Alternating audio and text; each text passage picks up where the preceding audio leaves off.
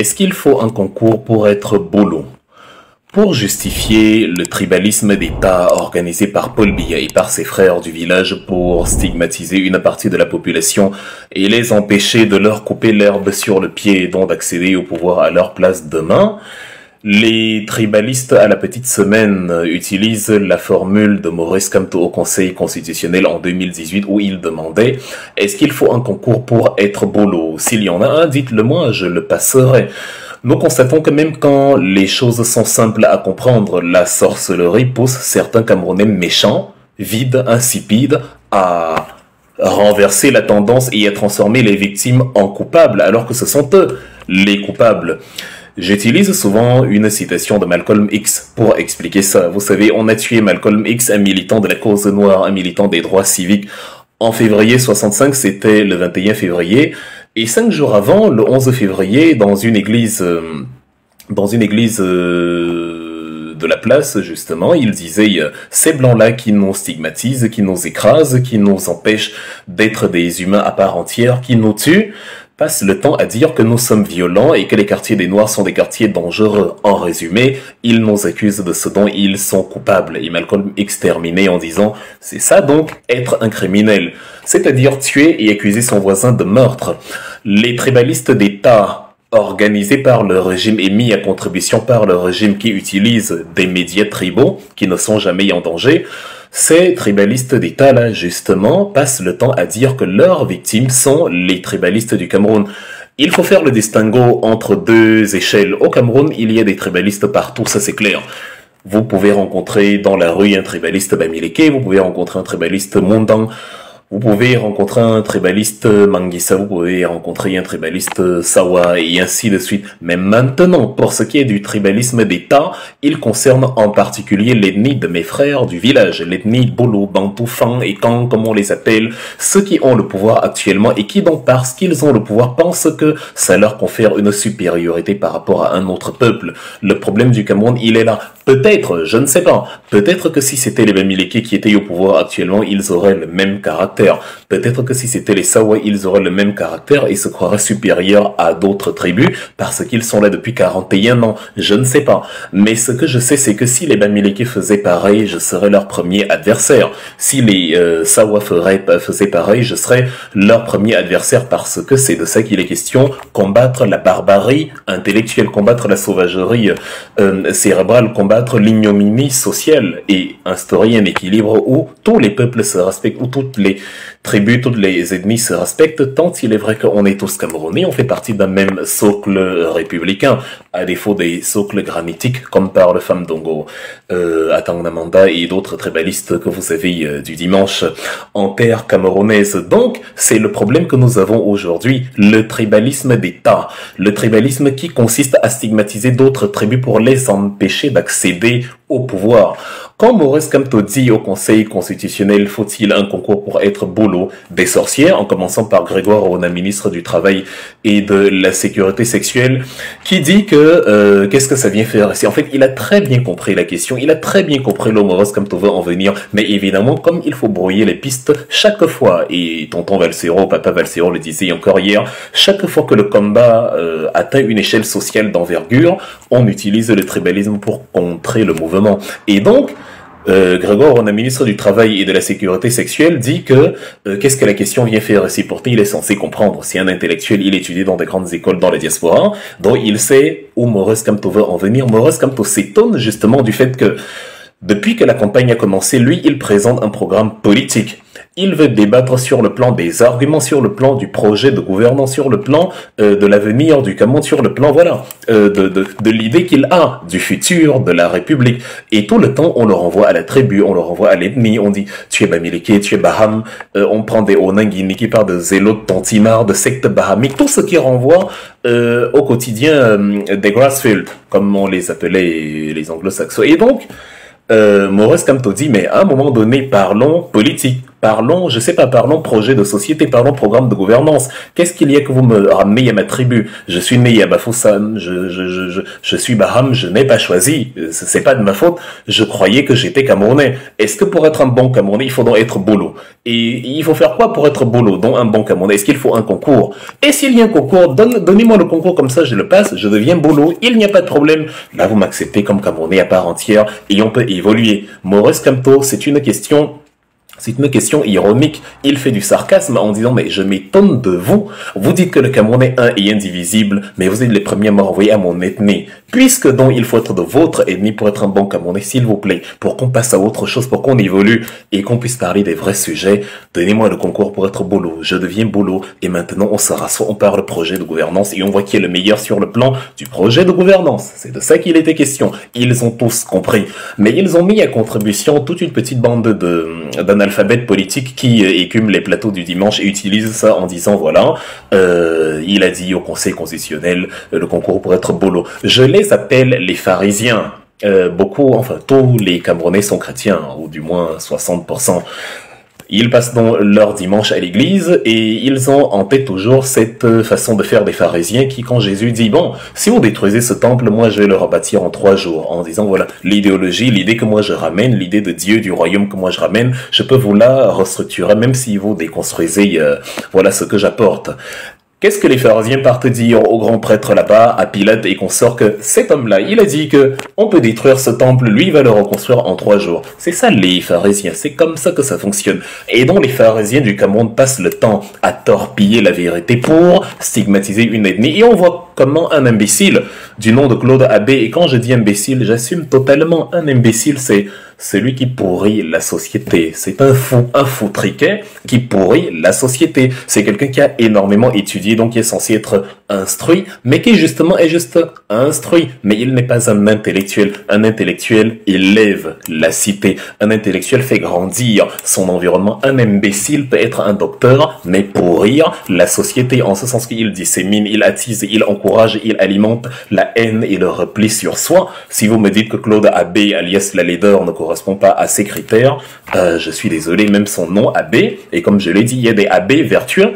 Papa Valsero, par exemple, c'est un abbé digne, noble, très beau spirituellement, très beau socialement, voilà, à côté des abbés, Claude Abbé, la leader, voilà, conformément à ce nom-là. Donc, nous avons donc cette problématique-là que nous avons retrouvée au Rwanda en 1994.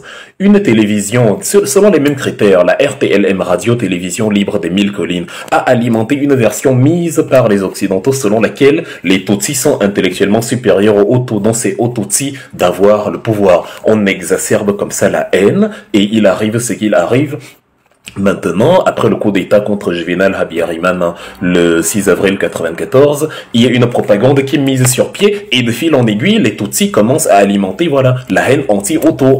Les Hutus commencent à alimenter la haine anti-Tutsi et ils sont aidés par la télévision libre des Mille Collines, exactement comme la télévision libre des Visions 4 Ordures qu'il y a à la sortie de la ville, à la périphérie de la ville, à Yaoundé-Yansam. Donc, le modus operandi est le même.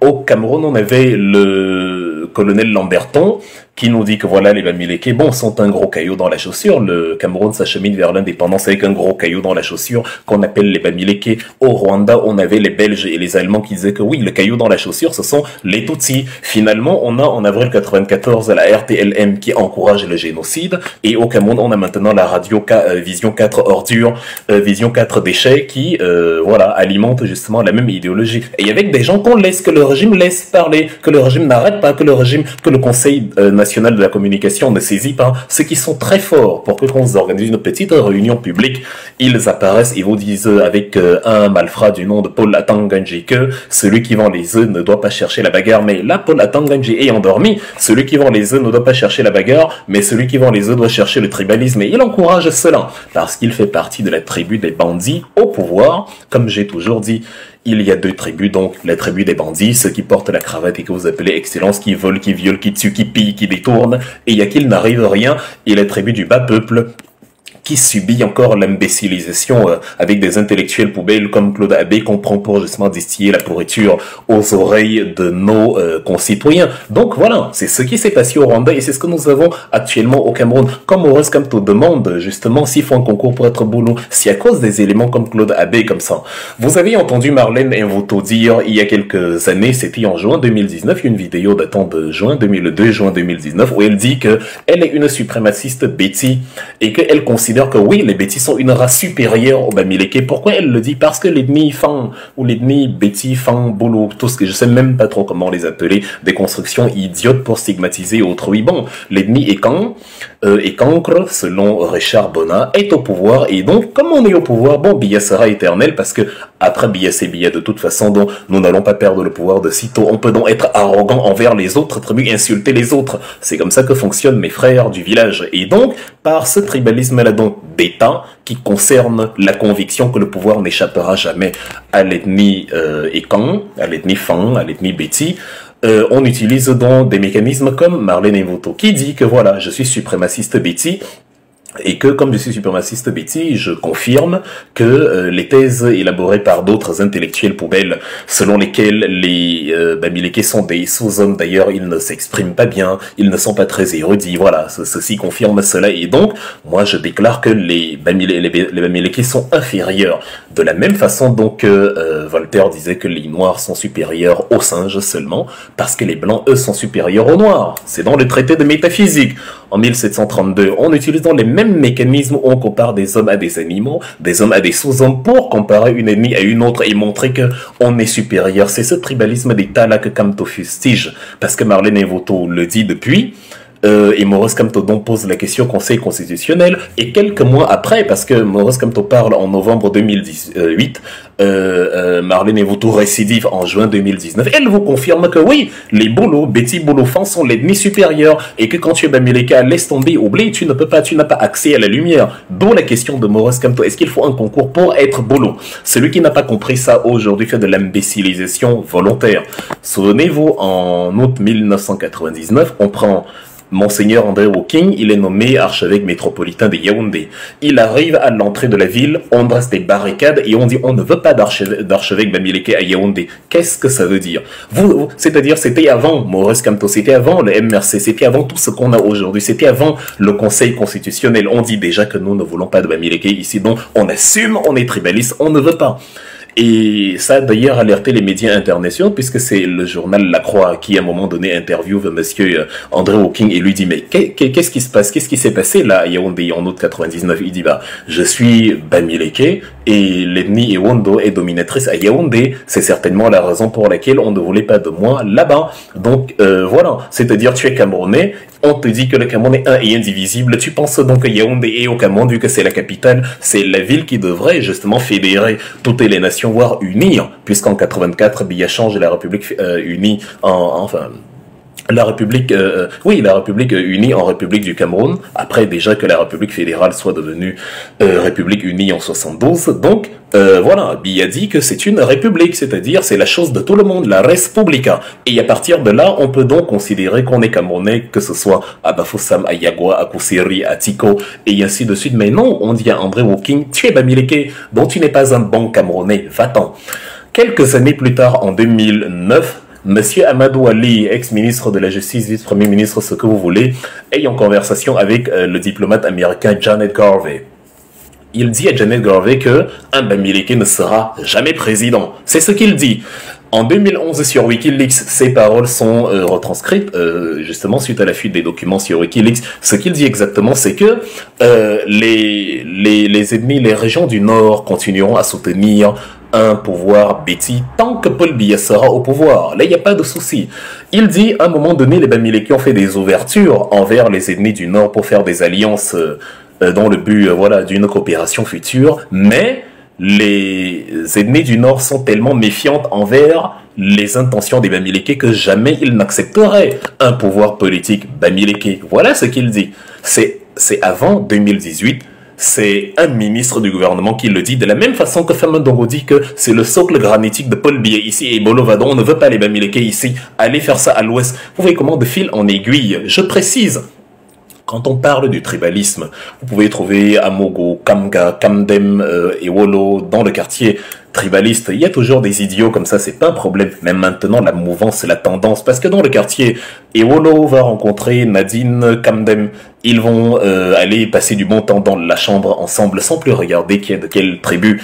Maintenant, le tribalisme d'État, lui, il fait que même quand ils ont passé ce bon moment ensemble, à partir du moment où il faut parler pouvoir, il faut parler politique, il faut parler gouvernance, direction du pays, les mêmes Ewolo, les mêmes Elondo se replient en eux-mêmes et disent que ah non, moi j'ai appris que ça s'arrête là. Moi j'ai appris que vous les Bamileke, c'est le commerce, c'est les affaires, mais voilà. On ne veut pas que vous fassiez politique. Et encore que même dans le commerce, on leur en veut d'être prospères. Parce qu'on dit qu'ils sont prospères, ils achètent les terrains comme s'ils obligeaient aux gens, les gens de leur vendre ce terrain-là. Donc ce tribalisme d'État n'a fait qu'à l'échelle du pouvoir, on ne veut plus. Subitement, on ne veut plus. On n'est plus amis, on ne veut plus. Et donc Amadou Ali le précise. C'est sur Wikileaks. Tous les documents sont disponibles en ligne aujourd'hui. On n'a plus besoin d'écumer les bibliothèques. Tout est disponible en quelques clics. La conversation entre Janet Garvey, diplomate américain au Cameroun, et Mamadou Ali, ça date de 2009.